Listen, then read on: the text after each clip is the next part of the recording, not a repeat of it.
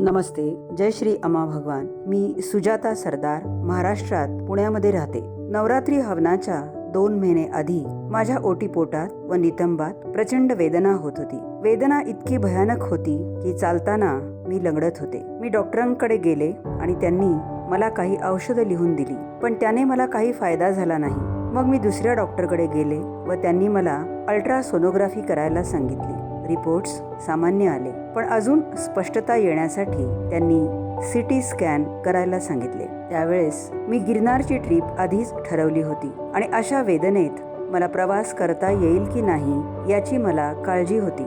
गहन प्रार्थनेत मी माझ्या प्रिय श्री अमा भगवानांना मदतीसाठी शरणागत झाले.